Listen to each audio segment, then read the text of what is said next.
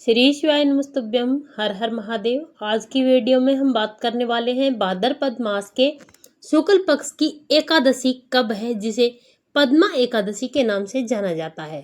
एकादशी का व्रत कब करना है, शुभ मुहूर्त क्या रहेगा और पारण का समय क्या होगा।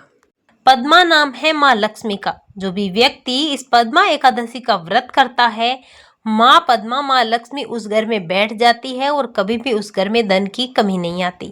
परिवर्तनी एकादशी आप सबको पता है कि भगवान विष्णु चातुर्मास के लिए क्षीर सागर में शयन कर रहे हैं और भगवान विष्णु इस एकादशी के दिन करवट लेते हैं, इसीलिए इस एकादशी का नाम है परिवर्तनी एकादशी।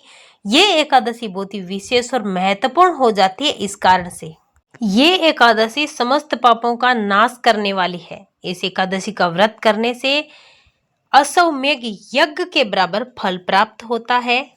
इस एकादशी के दिन आपको दूध में थोड़ी सी केसर डाल करके उसे हल्का पीला करना है। उसमें एक आपको तुलसी माता का पत्ता डालना है और उसका आपको भगवान विष्णु को भोग लगाना है। अगर आप ऐसा करते हैं तो आपके घर में कभी भी किसी भी प्रकार का उपद्रव पैदा नहीं होता, लड़ाई झगड़े नहीं होते, कर्ज नहीं आता, आपके घर में कभी भी किसी भी प्रकार का संकट नहीं आता है, अगर आप इस दूध का भोग भगवान विष्णु को लगाते हैं। ऐसी ये एकादशी है। आप सबको बता दें कि इस बार एकादशी परिवर्तनी एकादशी, जलझूलनी एकादशी, डोल ग्यारस का व्रत 3 सितंबर बुधवार के दिन रखा जाएगा। इसमें भी मतभेद बना हुआ है। शास्त्रों में बताया गया है 4 बजे से पहले ही 3 बजकर कुछ मिनट पर ये एकादशी प्रारंभ हो रही है।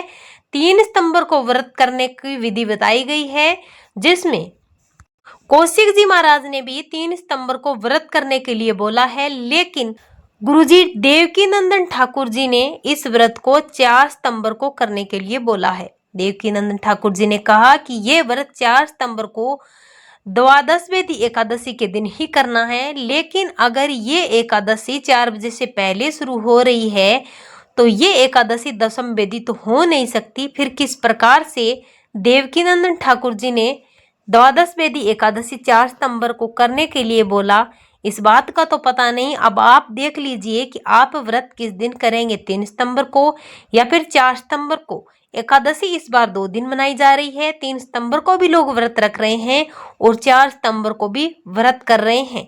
4 सितंबर को जो लोग व्रत करने वाले हैं उनको व्रत का पारण 5 सितंबर को 6 बजे से लेकर 9 बजे के बीच करना है। जो लोग 3 सितंबर को व्रत कर रहे हैं उनको व्रत का पारण सुबह 6 बजे से लेकर के 6:30 बजे के बीच 4 सितंबर गुरुवार के दिन पारण कर लेना है।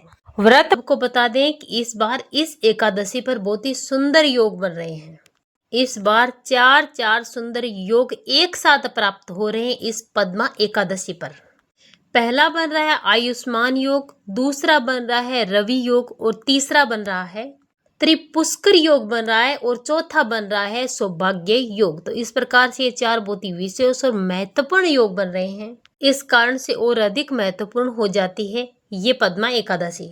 इस व्रत पारण में आपको हाथ में जल लेकर तुलसी माता का पत्ता डाल करके 3 बार आचमन करके व्रत का पारण करना है। कुछ करो या ना करो, परिवर्तनी एकादशी का व्रत आपको जरूर करना चाहिए और आपको परिवर्तनी एकादशी की कथा भी जरूर सुननी चाहिए। श्री शिवाय नमस्तुभ्यम। हर हर महादेव।